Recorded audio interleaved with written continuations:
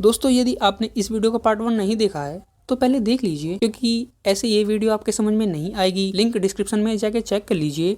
और उस वीडियो में ऑलरेडी हमने 5 पॉइंट्स को कवर किया है और हम इस वीडियो को वहीं से कंटिन्यू करेंगे। हमें इंस्टाग्राम, ट्विटर और फेसबुक पर भी फॉलो कर लीजिए। लिंक डिस्क्रिप्शन में जाके चेक कर लीजिए। वहाँ मैं आपके लिए मोटिवेशन, एजुकेशन से रिलेटेड बहुत अच्छे अपडेट्स देता रहता हूँ। हेलो दोस्तों, मेरा नाम है यशुर गोस्वामी और स्वागत है आप सभी का अमेजिंग रजिस्टर में। तो वीडियो को शुरू करते हैं।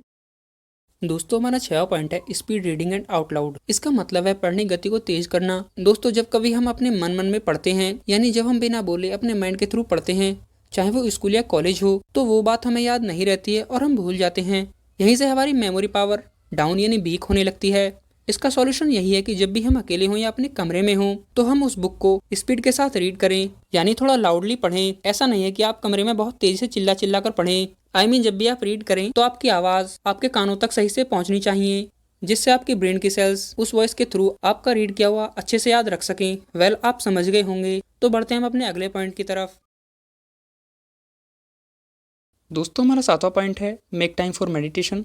दोस्तों इसका मतलब है ध्यान को करने के लिए एक सही समय बनाना। दोस्तों प्राकृतिक रूप से मेडिटेशन ही सबसे अच्छा तरीका है हमारे थिंकिंग और मेमोरी पावर को इम्प्रूव करने का, क्योंकि इसमें जब हम मेडिटेशन करते हैं तो हमारा फोकस यानी हमारा ध्यान एक ही पॉइंट पर कॉन्सेंट्रेट रहता है। इससे हमारा फोकस और इंक्रीज हो जाता है। स्टडी और अदर कामों में भी हमारा मन लगने लगता है। आप पूछेंगे ध्यान यानी मेडिटेशन का सही समय क्या है? तो दोस्त मेडिटेशन को आप किसी भी समय कर सकते हैं। मेडिटेशन सुबह व शाम के समय ज़्यादा अच्छा रहता है। मैं तो सजेस्ट करूंगा कि आप मॉर्निंग टाइम में मेडिटेशन करें। इससे ये होता है मॉर्निंग में नेचुरली प्योर एयर यानी प्राकृतिक शुद्ध वायु जब हमारे ब्रेन में जाती है तो ब्रेन के सेल्स एनर्जीफुल हो जाते हैं, जिससे आपका ब्रेन स्मूथली काम करने लगता है और मेमोरी सही होने लगती है। चलिए बढ़ते हैं हम अपने अगले पॉइंट की तरफ। दोस्तों हमारा 8वां पॉइंट है क्रिटिकल थिंकिंग। इसका मतलब है गहरी सोच। आज के दौर में क्रिटिकल थिंकिंग सबसे ज़्यादा ट्रेंडिंग स्किल्स में से एक है। अब आप सोच रहे होंगे कि क्रिटिकल थिंकिंग होता क्या है, तो दोस्त मैं आपको बता दूं, ये एक ऐसा स्किल है जो आपको मेमोरी पावर में सबसे ज़्यादा अलग और अनोखा बना देता है। क्रिटिकल थिंकिंग का अर्थ है किसी मुद्दे, बात या प्रॉब्लम को आप किस गहराई और कितने विचारपूर्वक सोच सकते हैं। दोस्त किसी बात को सोचने के 2 तरीके होते हैं, पॉजिटिव और नेगेटिव। दोनों ही एक दूसरे के पूरक हैं, यानी किसी बात या प्रॉब्लम को लेकर आप किस किस एंगल से सोचते हैं ये आपके ऊपर डिपेंड करता है। इसी थिंकिंग पावर का उपयोग करके IAS, CID या CBI या पुलिस क्रिमिनल्स को पकड़ती है। फॉर एग्जाम्पल, आप कोई कंप्यूटर इंजीनियर हैं या स्टूडेंट हैं। यदि आप कंप्यूटर इंजीनियर हैं और आपने कोई कोडिंग की है, उसमें कोई एरर आ रहा है और वो आपसे सॉल्व नहीं हो रहा है, तो उसे सॉल्व करने के लिए आपकी थिंकिंग पावर पर मैटर करता है कि आप उस एरर को कितनी जल्दी ठीक कर सकते हैं।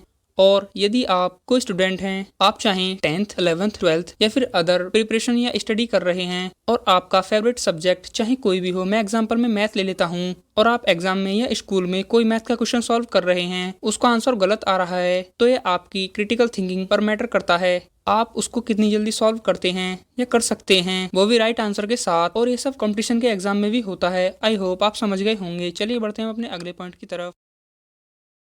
दोस्तों हमारा 9वां पॉइंट है क्वाइट मल्टीटास्किंग। दोस्तों इसका मतलब है सभी कामों को एक साथ करने से बचना। जब हम सभी एक साथ बहुत से काम करते हैं तो हमारा माइंड अनकंफर्टेबल फील करता है और सर में दर्द होने की वजह से मन नहीं लगता और हम स्ट्रेस लेने लगते हैं। इससे हमारा माइंड हैंग हो जाता है और हम सही डिसीजन नहीं ले पाते हैं। फॉर एग्जाम्पल, आप खाना भी खा रहे हैं और आप मोबाइल में दोस्तों से चैट भी कर रहे हैं, साथ में टीवी भी देख रहे हैं, या आप कंप्यूटर पर काम भी कर रहे हैं और फोन पर बात भी कर रहे हैं और साथ में ही कोई पास में बैठा हुआ हमसे बोल भी रहा है। तो ऐसा करने से हमारा माइंड हैंग होने लगता है और हम सही डिसीजन नहीं ले पाते हैं। तो इससे हमारी मेमोरी पर नेगेटिव इफेक्ट पड़ता है, क्योंकि दोस्त एक ही साथ सभी काम करना अच्छी बात नहीं है। यदि आप अपने ब्रेन की पावर को बढ़ाना चाहते हैं तो आपको सभी टिप्स फॉलो करने पड़ेंगे, तभी कुछ इफेक्ट पड़ेगा, वरना फिर आप कमेंट में कमेंट करेंगे कि सर कुछ इफेक्ट नहीं हो रहा है। If you will understand, go to the next point. दोस्तों हमारा 10वां पॉइंट है बैलेंस योर स्ट्रेस। दोस्तों इसका मतलब अपने तनाव का संतुलन करना होता है। जब हम स्ट्रेस लेने लगते हैं, चाहे वो किसी भी वजह से हो, हमें वो स्ट्रेस नहीं लेना चाहिए, क्योंकि यह हमारे ब्रेन की पावरफुल सेल्स पर नेगेटिव इफेक्ट डालता है। दोस्तों आपके स्ट्रेस की बहुत सी वजह हो सकती है। फॉर एग्जांपल, चाहे वो बॉस की डांट हो, कंपनी में काम का प्रेशर हो, लव प्रॉब्लम या कोई रिलेशनशिप प्रॉब्लम हो सकती है, या आपकी जॉब जा सकती है, being unhappy in your job, having a heavy workload और too much responsibility, poor management and giving speeches in front of colleges. तो दोस्तों इन सभी प्रॉब्लम्स में से आप भी फेस कर रहे होंगे और ऑब्वियसली सभी फेस करते हैं। मैंने भी ज्यादातर प्रॉब्लम्स को फेस किया है। ऐसा नहीं है कि मैं आपको ऐसे ही स्पीच दे रहा हूँ, मैंने भी इनमें से बहुत सी प्रॉब्लम्स को फेस किया है। और मुझे बहुत स्ट्रेस झेलना पड़ता था, लेकिन मैं प्रॉब्लम के साथ साथ उसका सॉल्यूशन ढूंढने की कोशिश करता था और फाइनली मुझे उस प्रॉब्लम का सॉल्यूशन मिल जाता था, क्योंकि हर किसी प्रॉब्लम का कोई ना कोई सॉल्यूशन ज़रूर होता है। तो दोस्तों, आप अपने स्ट्रेस को कम करने के लिए लॉन्ग ब्रीथ ले सकते हैं या ज़्यादा पानी पी सकते हैं। दोस्तों, हमारे ब्रेन को सबसे ज़्यादा ऑक्सीजन और एनर्जी की ज़रूरत होती है, यानी हमारा ब्रेन ऑक्सीजन और एनर्जी का 80% उपयोग करता है। तो दोस्तों, हम आशा करते हैं ये वीडियो आपको ज़रूर पसंद आई होगी। अगर आपको ये वीडियो पसंद आई हो तो वीडियो को लाइक शेयर कर देना, और आपको ये वीडियो कैसी लगी कमेंट बॉक्स में कमेंट करके बता देना। चैनल को सब्सक्राइब करके बेल आइकन को दबा देना, ताकि आने वाली वीडियो का नोटिफिकेशन आपको सबसे पहले प्राप्त हो सके। जय हिंद, जय भारत।